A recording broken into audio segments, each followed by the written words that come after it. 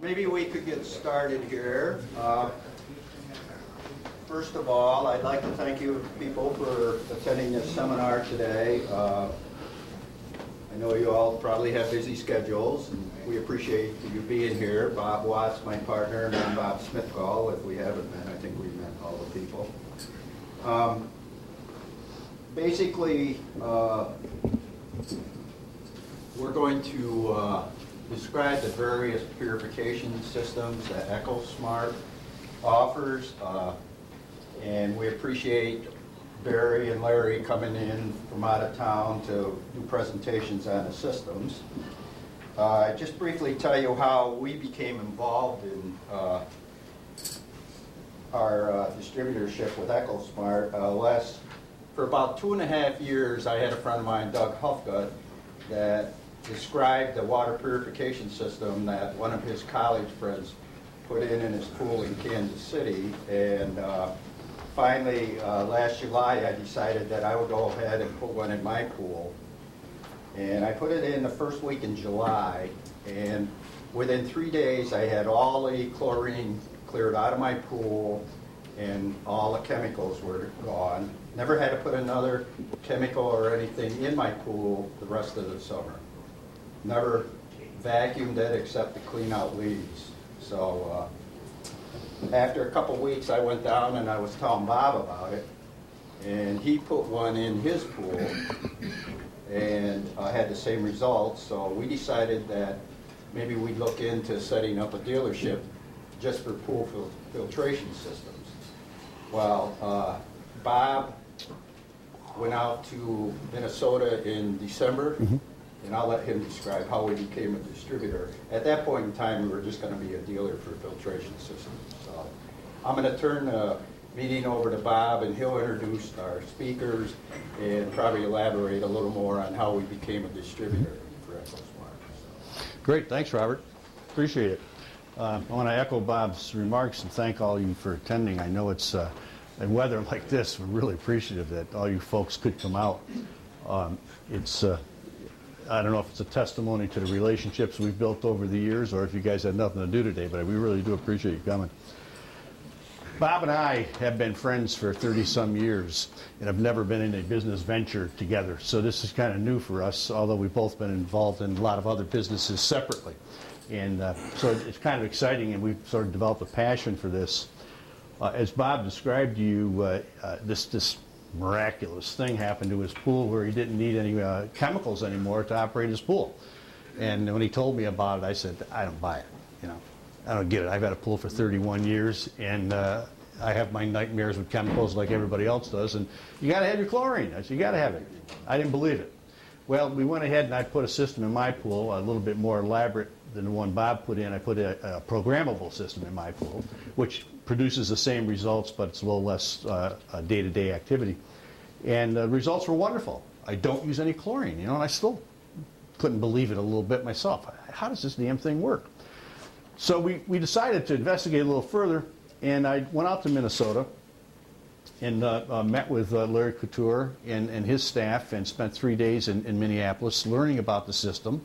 And I walked out of there convinced that this was not bogus, this is good stuff, and we got to go a little further than just trying to sell pool filtration products, that we ought to look into a distributorship for their complete line of products, which has a wide variety that Larry will be going through shortly. So our goal here today was not to have some sort of a QVC sales pitch. Our goal is to introduce the technology and the science to pool filtration systems and house filtration system, point of entry systems, and some commercial systems, as well as industrial and municipal pools. House filtration, well water, municipal water. We're going to cover a whole gamut, not just swimming pools. And we have house and well water systems over here. We've got some pool systems here. We've got some commercial pool systems there. And all of this will be identified. Some will be of interest to some of you. Others won't be interested in some of the products, and some of you may be interested in all of them. But we're trying to network, and that's the key to it. We're trying to network with everybody and hopefully get the word out to the community of what the potential of these products are. And from that, we hope to pick up customers. We hope to pick up some dealers. We have a distributorship. for Pennsylvania and New York. Our distributorship covers all of upstate New York, from New York City up. It covers all of Pennsylvania from Philadelphia up. Philadelphia is a free territory that we do not own, but it's shared by a number of us, Barry Say being one of them.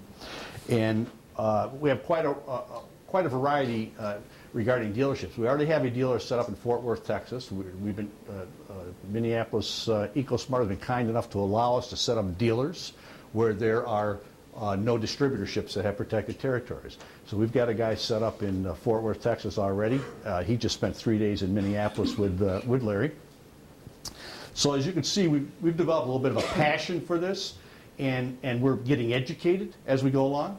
But we thought if we were going to do a little seminar, the best thing to do was to bring in the experts and let them do the talking. We encourage you guys to ask questions.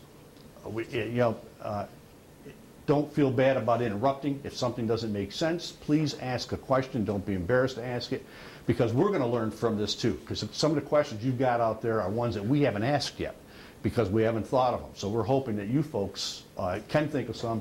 And Larry and Barry, they, every time we've asked a question, have an answer that makes sense to us. So we definitely want you to not sit there and just listen. This is not a lecture. It's going to be a very informal situation. I want to thank some people for coming from out of town. Barry drove up last night from South Jersey. Larry flew in from Minneapolis. We have a friend, Jim Malone, that drove up this morning from Philadelphia. So we've got some people who have come in from out of town, and we really appreciate you doing that. And a friend of mine, Paul Sage, over here, even dressed up today. I got to pick on you, Paul. That's the best I've seen you. I couldn't believe it. Now, I'm going to get off this podium and turn this over to Larry, but first of all, I just want to give you a little background on Larry. He's an Augsburg College graduate with a BA in Economics and Business Administration, and was the editor-in-chief of the Augsburg Echo.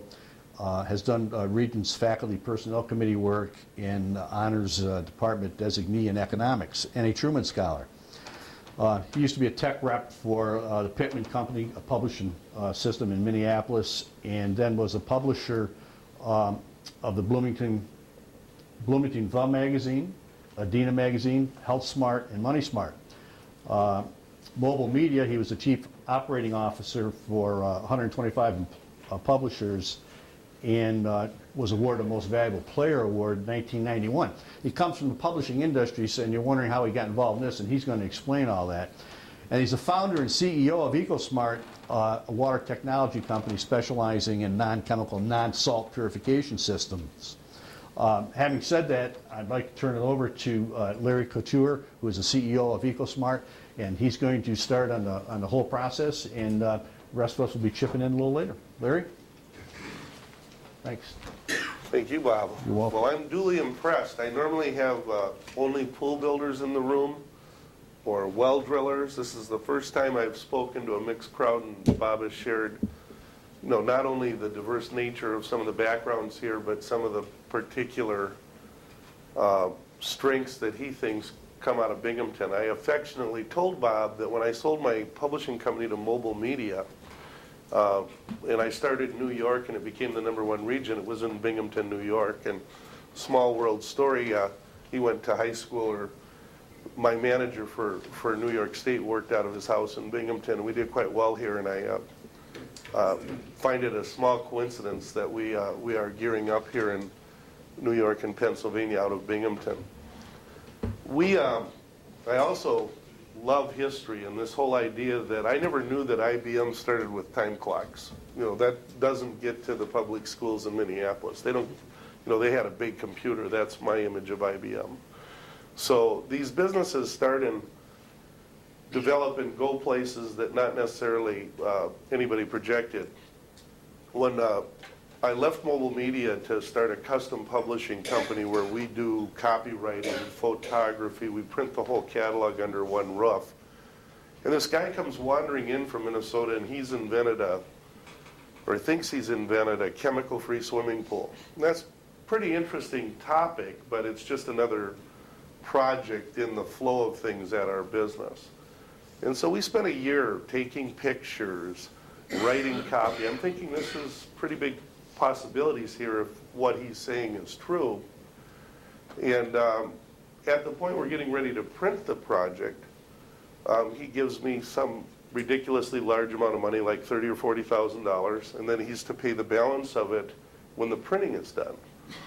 Well, long story short, the printing gets finished, and I had never experienced in my career somebody that was willing to spend all that money on the front end, but then could not afford to pay me for the finished goods.